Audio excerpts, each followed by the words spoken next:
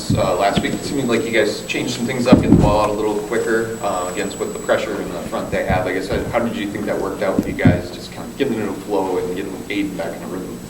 Yeah, no, there were some positive things from Saturday, and that was one of them. I thought, Aiden had one of his better games as far as distributing the football. I think there was a large number of guys that caught footballs and did a nice job. There were reps where he needed to get through. We knew it was going to be a game of getting back to his second and third and the progressions, and he'd struggled with that at times during the year and was able to do a nice job of that against a really good defense.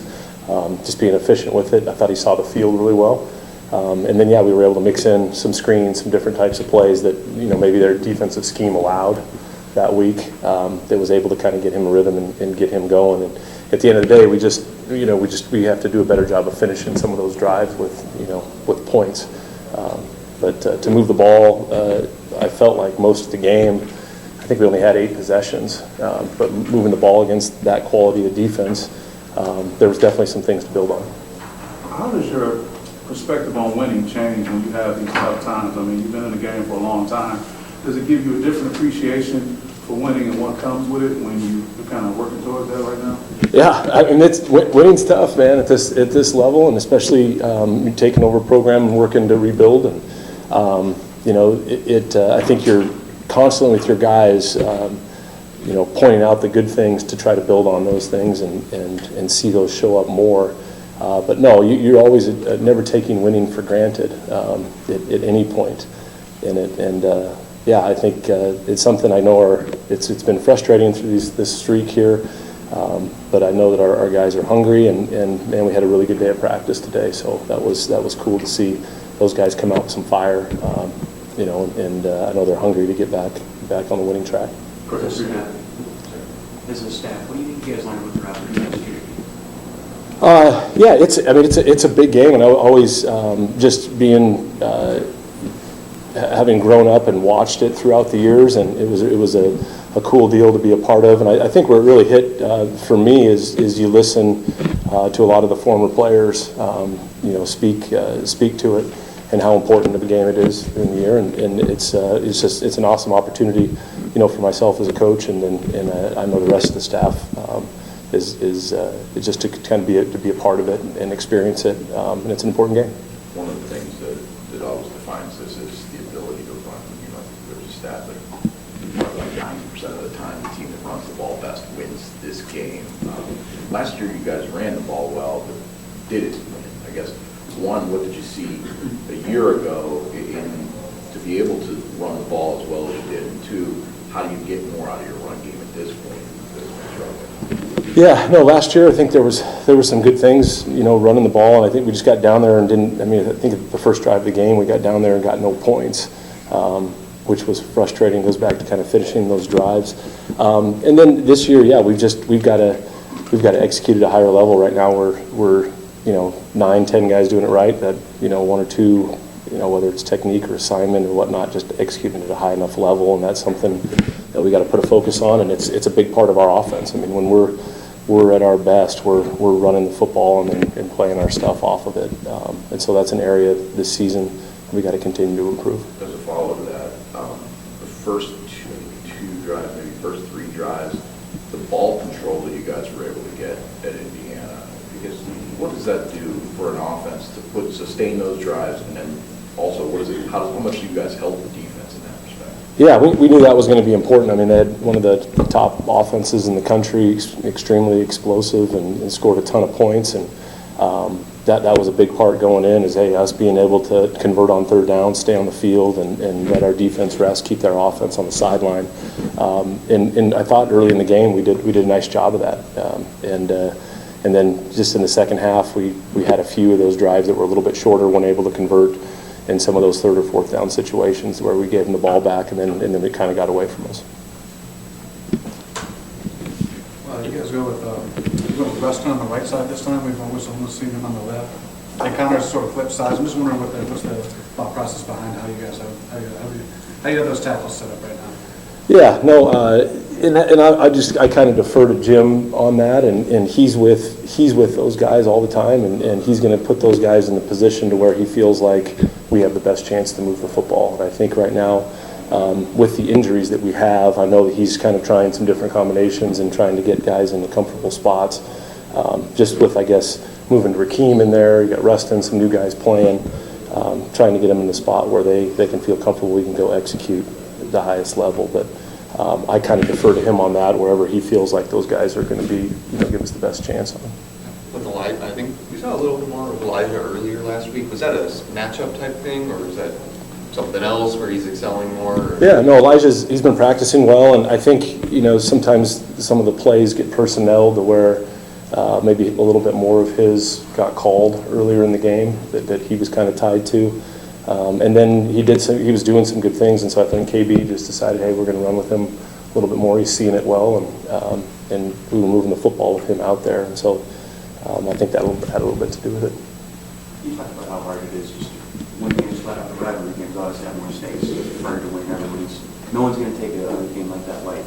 In terms of the way this season's gone and the losses that have stacked up, what would it mean if you got this win just to have it come in a rivalry and take the full aspect? Yeah, no, I mean, it's a big game. This is a big game, and anytime you get a victory in a big game like that, I think it can change the momentum of where the program's headed. And yeah, it's a huge game for us, and an awesome opportunity to go beat a really good football team at home. I think would be a big deal for our guys. Jonathan talked about using some of the rivalry as fire and fuel in a way. Do you guys talk about what happened at the end of that game last year?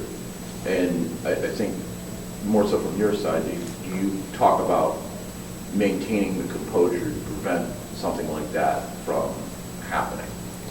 Yeah, I know John. He touched on it after the game. I know last season. I think for us, it's just it's a big game. It's an intense, rivalry that way. And but ultimately, we want to, try to win it on the field and in between the whistles that way, and go execute at a high level that way. And that's been the focus, I guess, on our end. When you talk to former players, is that stuff that they bring up, some of the extracurriculars that end up happening? Because it seems like over the last maybe 6 or 7 years, that's kind of grown and become more magnified.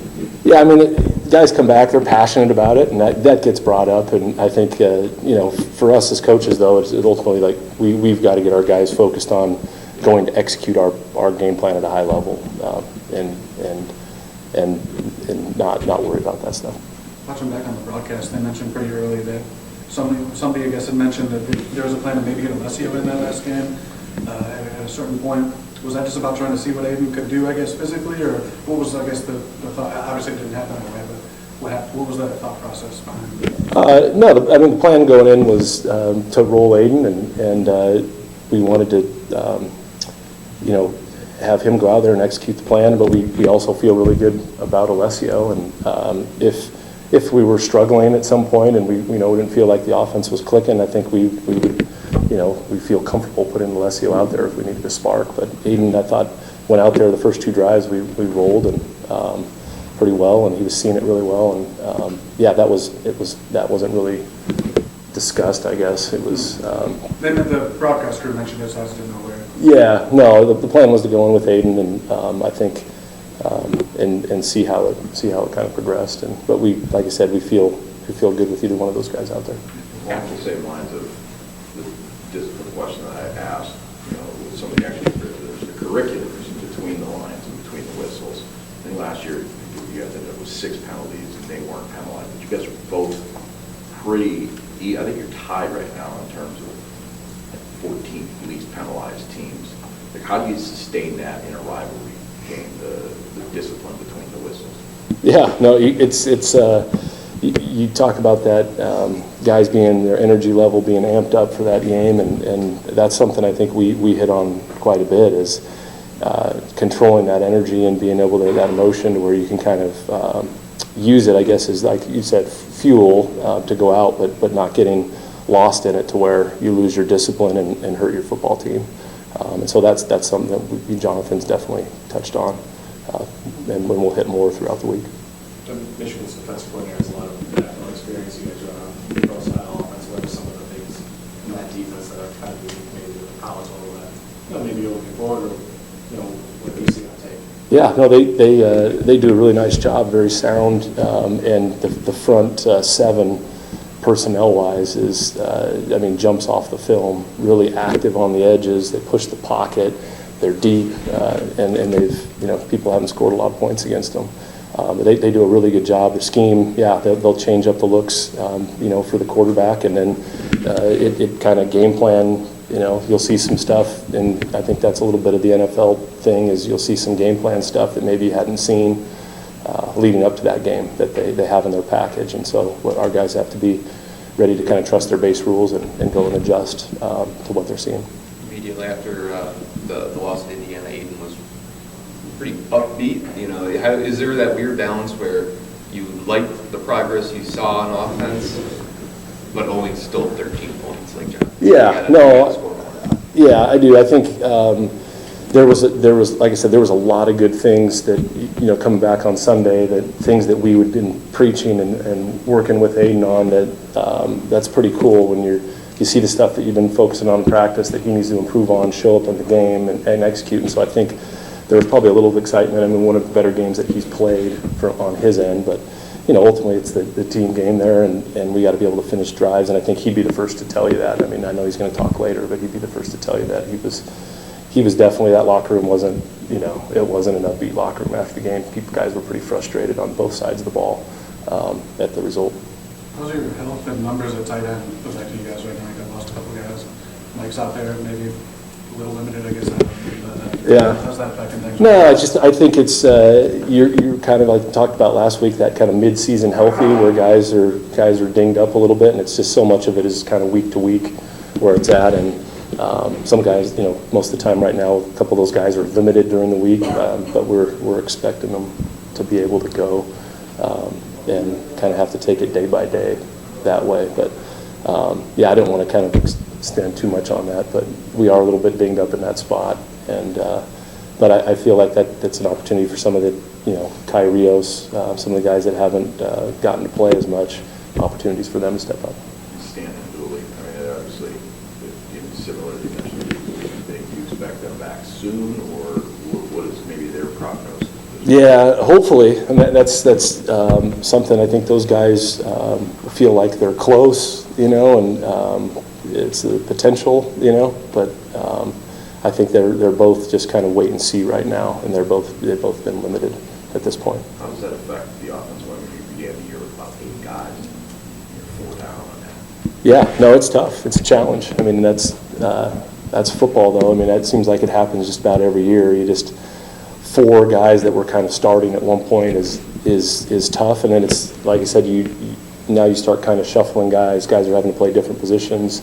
Younger guys that maybe weren't quite ready for prime time. They're getting their taste of it now, are getting experience, and that's part of football. These guys have got to step up and get ready to roll. Last one for Coach Lindgren. Anything else? The run game, hard to get traction against some of these defenses, but you see any progress there? Yeah, the Indiana was a tough one, and we knew that going in. I mean, those guys do a really good job scheme-wise of kind of making you a one-dimensional team, and tried to mix it and stay with it as kind of through that first half and early in the second half, and then when we got down a little bit, it was like, hey, we got to go and lean towards the pass a little bit. But we knew going in that was going to be a challenging, defense to run the football against, just by what they do scheme-wise. And that's really, you could look back, I mean, really a lot of the teams that going against them for the last 2 years have had trouble running the ball that way. And we got to, we can do better. I'm not saying it was all their scheme that way. There's some things that we could execute better for sure. But we did know that was going to be a challenge. A lot of your stuff is cover, boot, roll. How hard is it to get that cover, boot, roll stuff where the run game is not? I imagine it's predicated off that. Yeah, no, we're at our best when we're running the football, and I think everything kind of builds off of that. And when we're running the football and you can force the defense to kind of overplay that, I think it opens up and gives your quarterback easier throws, and it makes the protections easier too when guys are playing and having to honor the run. And so when we become one-dimensional, we're not as the way we're built, we're not as efficient, and that's a big part, and we've got to get better in that area. All right, thanks, Coach. Yeah, thank you guys.